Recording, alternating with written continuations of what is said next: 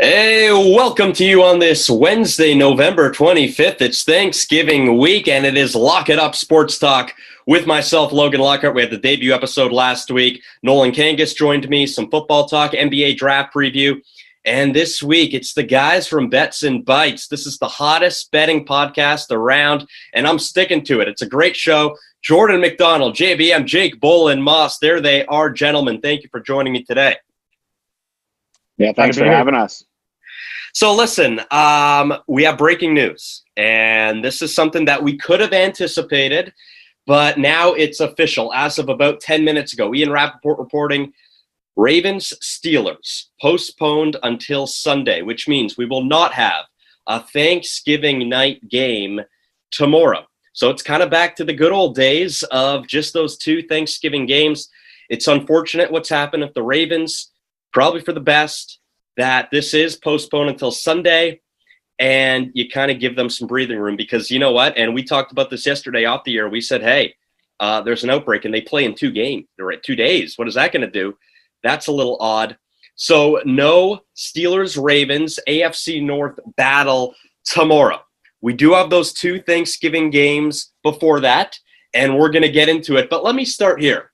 Adam Gase, we understand that he's the coach on the hot seat, of course. I mean, he's been on the hot seat. It's not a surprise. I go to Matt Patricia next in Detroit for who's on the hot seat. I mean, those are the 2 guys. Jordan, we agreed, right? Those are the 2 guys. Yeah, those are the 2 guys you think of when you think of coaches on the hot seat. I'll give you another one. Doug Marrone is kind of sitting like a lame duck right now. I think that they're just riding out the year. He had that surprising win against the Colts in week 1, and they haven't done anything since, and they've been cycling through quarterbacks. Mike Glennon's going to play this week for anybody who is following Jaguars quarterback controversy. So I think he's riding out the year. They don't have a really reason to fire him, kind of like Adam Gase, might as well tank for the best pick now, but I can see him losing his job before the end of the year, possibly right after the season's done. Jake, Marrone, you agree with that? Is there anyone else we're missing? Yeah, I had Marrone on my list as well. I mean, he goes 10-6 in 2017 with the team. They go to the AFC Championship. Since then, he's 12-30 as the head coach of the Jags, so not very good. And it's that defense really that's hurt him a lot. In the 2017 season, they were second in yards per game allowed and second in points allowed. 2018, they were fifth in yards per game allowed and then fourth in points allowed. And then in the 2019 season, they moved to 24th in yards allowed and 21st in points allowed. So that defense tapers off. They don't have much on the offensive end. The Foles experiment doesn't work out. They got rid of Bortles. Gardner, he's not elite, in my opinion. He's a bit of a sideshow. Kind of take your eyes off the defense. Here, look at Gardner Minshew play offense. So, yeah, I mean, they haven't been great in the last few years. They might let him ride out the rest of the season, but he's done in Jacksonville, I'd say. So we have Gase, Patricia, and Marrone. Now, here's the million-dollar question. Do any of these coaches last until next year? No, there's no chance. If any of them do, I will be shocked because all of them seem to be, riding it out till the end, like I said. And at least for the Jets and the Jaguars, they have no reason to win games. And I feel like if you bring in an interim coach, like just say if the Jets decide to fire Adam Gase today and install Greg Williams, we've seen what Greg Williams could do as interim coach. He did that with Cleveland when Hugh Jackson got fired, and he won a bunch of games. And I think that it's worth it in the end because we're so far into the season that there's no like reason to win games if you're like only have 1 win after 11 weeks. So I think they're there just to ride out the rest of the year. Patricia will be interesting because if the Lions lose tomorrow against the Texans in an embarrassing fashion like they did against the Panthers, like say a shutout or something like that, we can see Patricia fired by tomorrow. Well, this right is after the game. Yeah, this was my question. I mean, Gase and Marrone, I understand. Okay, ride it out the rest of the season, but Patricia in Detroit, he might not last the season. I thought that he could have been fired 3 weeks ago, right? I think he's done after this week, to be honest with you. If they lose this game to the Texans on Thanksgiving, he's done. I mean, they call the guy a defensive genius, right? When he came out of New England, and I believe that. If you look at his team over the last 2 years, going back to the defense, sorry to harp on this so much, 31st in yards per game in 2019 and 27th this year in yards per game in 2019. I mean, if you can't stop another team from scoring, how are you supposed to win football games? But what's the difference between letting him go, next week and not letting him go 3 weeks ago? I mean, by this point, don't you think they would have already let him go? I mean, what's the holdup in Detroit? So for some reason, I think Detroit thinks that they're still competitive. I don't know, after the loss against the Panthers probably brought them back down to earth, but I just know that they seem to think that they have a chance at winning their division, at least get a wild card now, because I think that the Packers kind of have that, wrapped up already. But I think that's the reason why I think they kind of have in this delusional state of mind where they have a chance of wild card, even though I don't know how you're going to be able to make that when, like Jake said, you're giving up all these points on defense, and the offense, like Kenny Galladay's hurt and Matt Stafford has a bad thumb. So the offense is reeling too. So I think that's why. I think that they just think that they have a chance to salvage their season and they just don't want to blow it. But after the Texans game, we'll see where they are. Okay, let's go to that Texans game and let's go to the betting preview with the guys from Bets and Bites. By the way, where can people listen to Bets and Bites? When can they expect an episode? They should definitely check it out. Let people know where they can find that.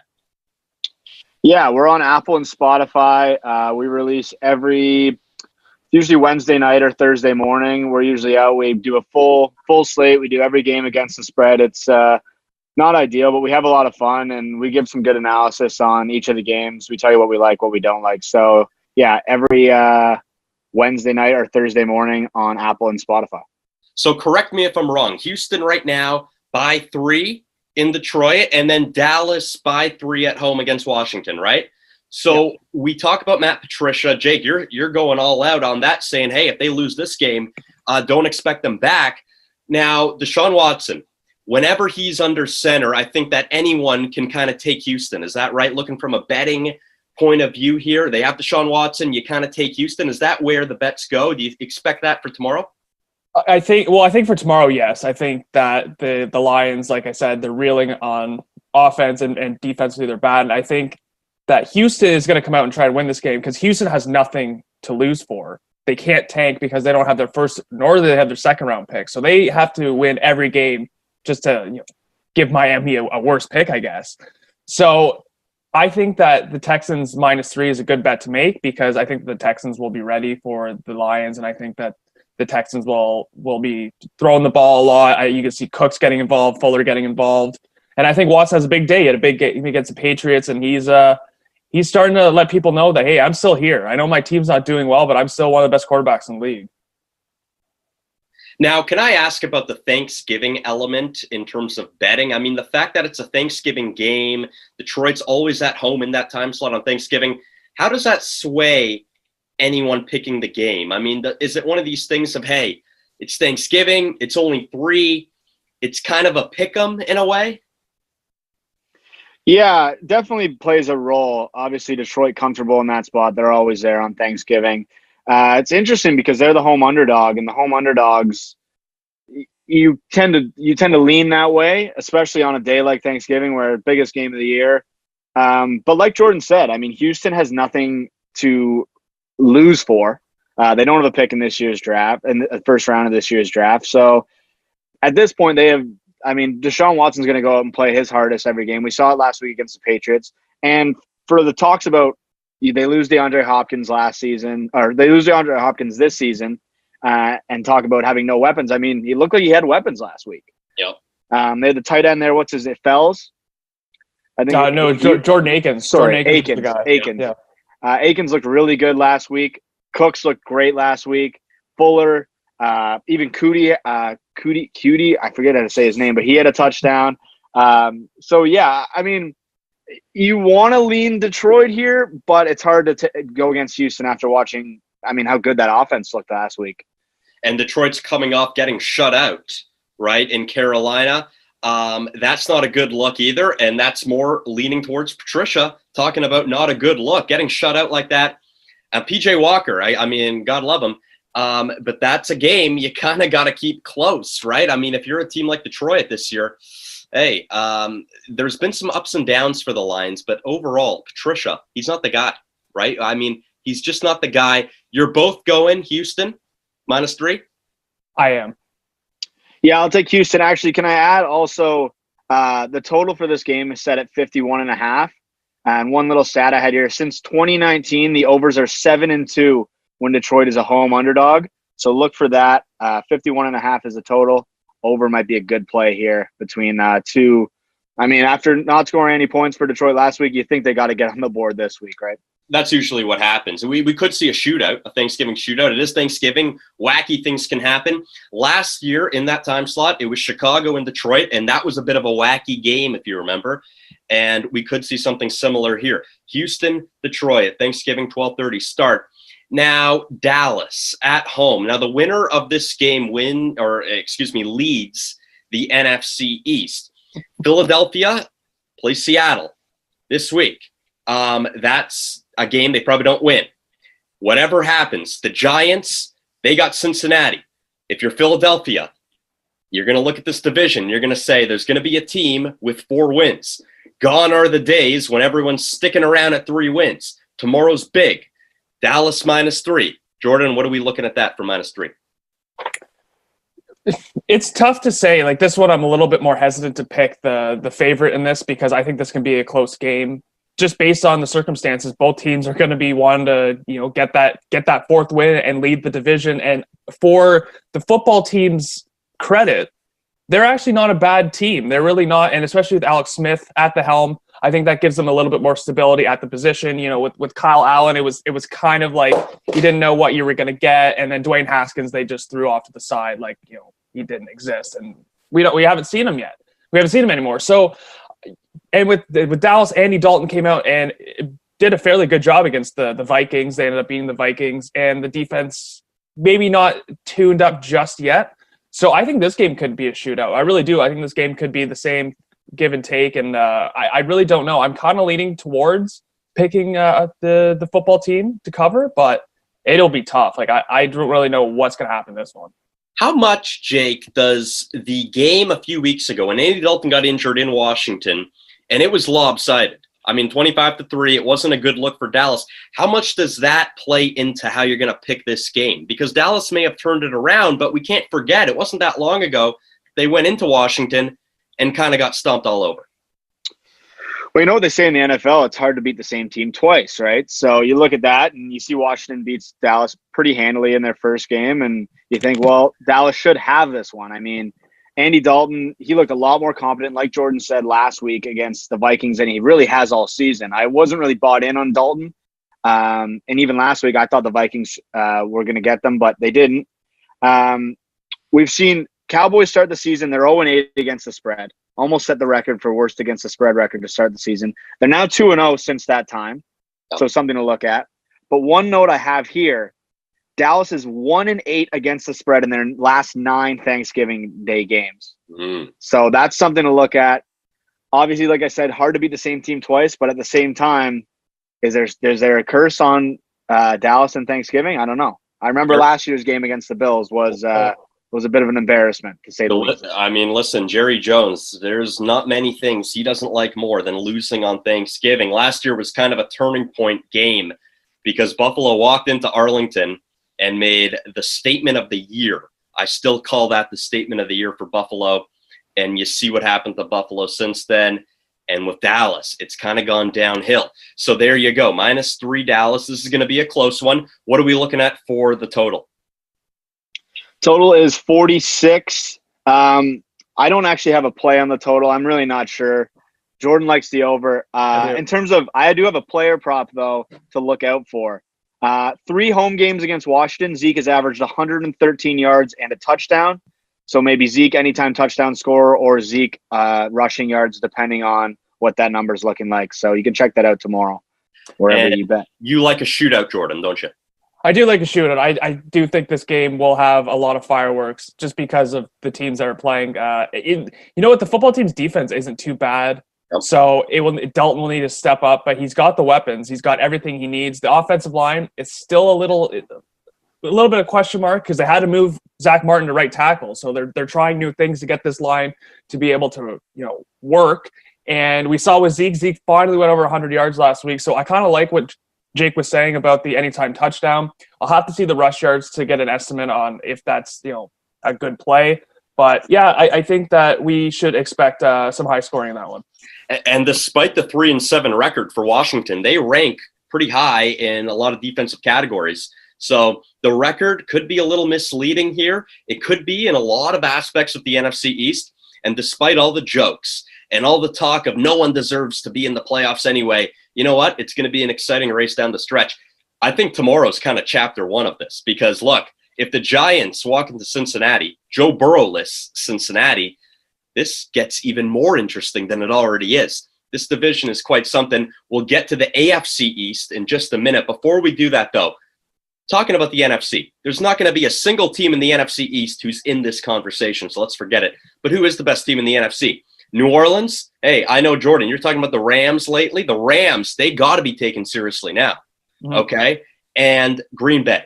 But where are we going with the NFC to be a number 1 seed? Remember, there's only one team this year that's going to get a bye. Okay, it's different postseason format here. It's not the old days when 2 teams get the byes. One team, it's a big, big spot. Who's the best team in the NFC, Jake? I've got the Saints, and I actually have the Saints with or without Drew Brees. So I think this defense is starting to come into their own. I'm preaching on defense, but I truly believe down the stretch, defense is the most important tool to winning football games. A couple of early games in the season that they did lose. They lost to Vegas. They put 30 on the defense. They lost to Green Bay. They put 30 on the defense. But I think this defense is starting to come into their own. They're 3rd in yards allowed, 8th in points allowed. And then they handled a good offense last week. You look at the Falcons. I know they're not a great team, but that offense usually can put points on the board, and they just didn't last week against that Saints D. And I think with the dual threat option and Taysom Hill, they're a very unpredictable team. So I like Saints as my number 1, but I did have the Rams as my dark horse team. Another great defense there in the Rams. You on the Saints as well? Well, I'm kind of hesitant because I have not sold on Taysom Hill as a starting quarterback, and he's going to be the guy, apparently, for Sean Payton until Breeze comes back. So if teams don't really figure him out, then maybe that they can keep the steady pace and move towards that first-round bye. But for me, it is the Rams because the Rams' defense has just been suffocating. We saw what they did against Tom Brady and the Buccaneers, who many would have thought was the best team in the NFC until that game. So they're taking down teams like that. They're getting wins, valuable wins for their cause. And I just want to say, like I was saying about the Buccaneers being the top NFC team, it seems like we're having this conversation every week and it's a different team. It's either the Seahawks and the next week it's the Packers and the next week it's the Saints and the next week it's the Rams. So it's so wide open. But right now I'm going to say the Rams. I'm a little worried about Jared Goff because, he can throw the ball. He can do everything on offense. But then sometimes he'll have those picks that, maybe he could have been a little bit more careful with the ball and that could hurt them in the end. But yeah, for right now, I'll say the Rams. So no matter what, we got Saints, Rams kind of 1-2. Now, let me clarify something here, JBM. Let's say hypothetically, okay, because you say, I like the Saints with or without Drew Brees. Hypothetically, the Saints are in the playoffs and Drew Brees isn't there. You like them going all the way and representing the NFC in the Super Bowl without Drew Brees? I think they have the ability to. There's really, in the NFC, no team is perfect. That's the way I look at it. I mean, we've seen the falters that Green Bay has had. We've seen Seattle's defense can't stop anything. They allow a ton of points. So, I mean, every single team, and like Jordan said, the Rams are looking good, but even the Rams have falters. I mean, that offense from time to time looks great, and then from time to time looks non-existent, right? So I think the Saints have as good a chance as any other team in the NFC to take it all the way, even with Taysom Hill, yes. I do want to say, too, about the Rams is I am a little worried that they don't have Andrew Whitworth because he did so much for that offense, pass blocking and run blocking. So they'll have to overcome that, and hopefully Joseph Noteboom or whoever they're going to put at left tackle next game if they decide to. I think Noteboom did a good enough job against the vaunted Buccaneers defense. So that's another thing. And like Jake said, no team's perfect. Every team has their injuries. So I think it's just going to be, it's going to be a battle to the end. I think week 17 will probably be the deciding week of when we'll know who's going to get that 1 seed. Just quickly before we get into the AFC East and looking at the Buffalo-Miami situation, what do you think's more intriguing down the stretch here? The AFC playoff picture and who's at the top of it, or the NFC playoff picture? Now, we know Pittsburgh's undefeated, and they're kind of running over everyone. It would have been interesting to see if they can take Baltimore for the series sweep, the season sweep there. We won't see that until Sunday, possibly. But what are we looking at for interest-based, from a betting perspective as well? AFC playoff picture or NFC? Well, I mean, you look at the NFC, and really anyone at the top there is in the mix to win the NFC. You look at the AFC, it's going to be Pittsburgh most likely. I mean, you see their schedule down the stretch. It's pretty easy going. They should win 5 of the next 6, if not all 6. The one thing in the AFC is that wild card spot. It's very interesting. I think you got the Browns, the Raiders, the Dolphins, probably the Bills are in the mix, depending on who wins the AFC East. All these teams vowing for, 3 wild card spots this year? Is that right? Yep. 7 3 teams make it. Yeah, so 3 wild card spots. So I think it's going to be – I think that's a race to the end right there, the wild card race in the AFC. I think that's very interesting.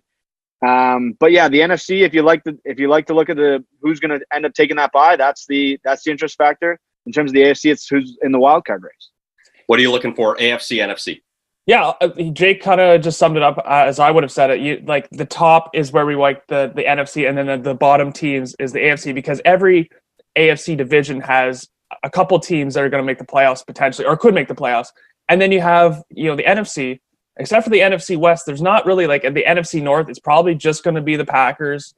And in the NFC East, it's going to be whoever wins that division, because there's no other team that's going to make that wild card unless, a miracle happens. So I think that the AFC is good if you like the wild card drama, but if you like just like teams, the best team is the NFC. If you like top heavy action, you like the NFC, and if you like wild card action, you like the AFC. Now, Buffalo, Miami. Look, Miami, you have a game against a beatable team in Denver. Now, we didn't think that Tua was just going to take over the league, right? I mean, this is part of being a rookie, okay? And at this point of the season, I think it would have been unrealistic for us to really buy into the hype to that extent and think that he's going to be this unbelievable, they're going to take over Buffalo now, watch out. It just wasn't going to happen. Disappointing. Here's the thing about Miami, though. The dynamic there of Brian Flores and what he's created. Ryan Fitzpatrick, he has no problem with Tua playing. He's been a great mentor, one heck of a mentor, in fact, and a great teammate. And that's why I still trust Miami down the stretch here. Now, that was a bit of a blip here against Denver, but are we still liking Buffalo as the favorite in this division, Jake? Yeah, I still like Buffalo. The thing is, now that you have pulled Tua from that last game against Denver, do you go back to him here in their next game?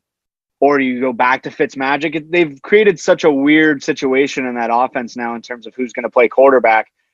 Buffalo, we've seen them have really good games and we've seen them have subpar games. But I think down the stretch, I think they're going to be the ones that hold on to this division.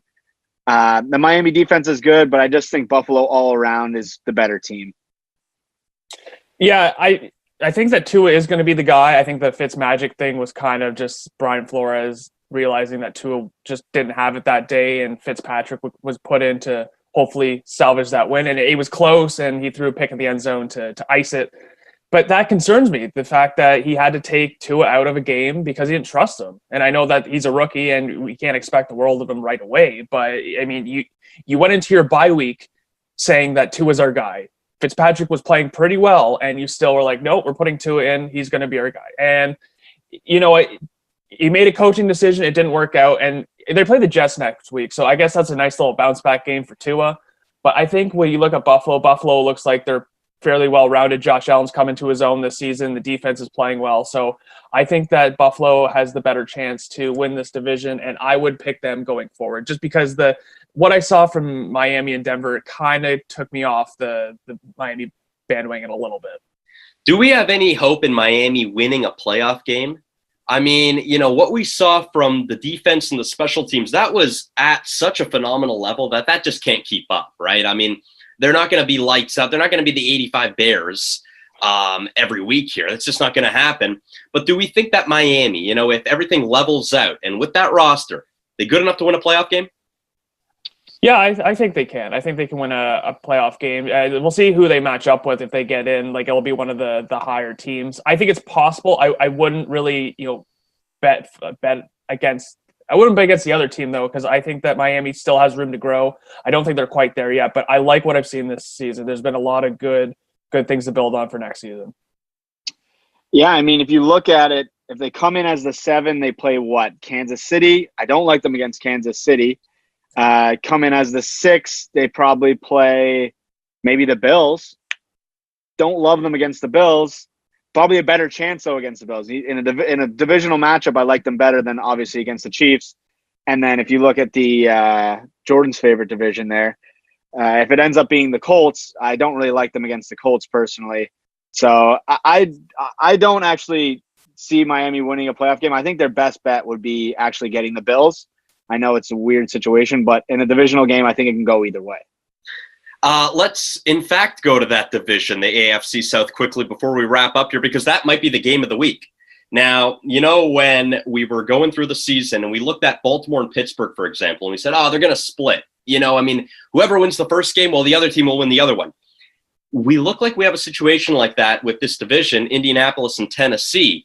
Indianapolis, they walk into Tennessee, they win. Now, that was to the fault of Tennessee's special teams, mostly. They didn't walk all over them. But do we anticipate a split here? That's kind of what it looks like. Or do we really like Indianapolis that much to really take a stranglehold on the AFC South? I'm not going to say I really like Indianapolis. I think they have a chance, especially after they beat Green Bay. They were down 14 points heading into the half, and the fact that they were able to come back and win that game should give you all the confidence you need going into probably the most important game of your season.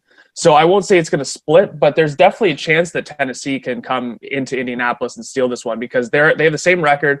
They're just as desperate to want to be atop that division. So I don't know where I want to go with this. I have to stew in it a little bit, but I think both teams have a chance in this one. Yeah, we saw what the Colts could do last week. They're able to put up points. I thought they were more just a defensive team and hope to stop the other team from scoring, but they were able to keep up with Green Bay last week, and they end up pulling off a nice win. Blankenship looked fantastic. You look at the Titans, they come off a big win against Baltimore, and it's coming into that season where you hand Derrick Henry the ball and you let him go to work, right? As the weather gets colder, no one wants to tackle Derrick Henry. We've seen it in the past. We've seen it going into last year's playoffs. They go to the AFC Championship. So it's gonna be interesting for sure. I think this is Derrick Henry season though, so I could definitely see a split in that division. Quickly, predictions for the AFC South. Who's coming out on top? I'm gonna say Indianapolis, just because I think that their schedule's a little bit easier than Tennessee's. That they get the Jaguars in Week 17, and they got the Texans both times. And the Texans, I know, like we just talked about, they have nothing to lose, but I think the Indy is a better team all around. So I think those 3 divisional matchups will help them. I want Indy, but I'll play devil's advocate. I'll take the Titans. I'll take Derrick Henry season coming up here, see if they can go on a bit of a run. You know what? It's one of these divisions that's going under the radar a bit. This is one of the great races, and we saw that Thursday night game. It was a great game. This might be the game of the week. It just might be. Now you have Baltimore and Pittsburgh. That's the breaking news. That's how we started the show. Game not happening tomorrow night. It will, in fact, happen on Sunday. That is Lock It Up Sports Talk with myself, Logan Lockhart. We do this every Wednesday, and those are the guys from Bets and Bites podcast, Jordan McDonald, Jake Bolin Moss. Gentlemen, one more time, where do we find Bets and Bites? Where can people find you guys? Yeah, you can find us on Apple and Spotify, and we release our episodes every Wednesday night, Thursday morning, depending on when you want to get your betting advice. Maybe you're a night owl like I am, and you can't sleep, and you can listen to the voices of us, and hopefully it'll get you in a good betting mood for the next day. Who's more of a night owl between the two? Oh, me. Jake doesn't even tell me his night schedule. I love staying up at night. I'm not a morning person at all. I struggle to wake up in the morning, and I just love staying up at night. That's just who I am. Jake, you agree? He's more of a night owl than you? Yeah, by the sounds of it. I'm probably more of a morning guy. I like getting up and getting on the go, but every now and then I'll stay up, depending on what we got on the old TV here. There you go. Fantastic stuff, guys. As always, Jordan McDonald, Jake Bolin Moss, the guys from Bets and Bites. Thank you very much. This has been Lock It Up Sports Talk on the Fines Huddle Network. That was episode 2. Next week, Wednesday, we'll do it again. You can find me at Twitter at LGL Lockhart. And until next week, my name is Logan Lockhart for Jordan McDonald and Jake Bolin Moss. We're signing off.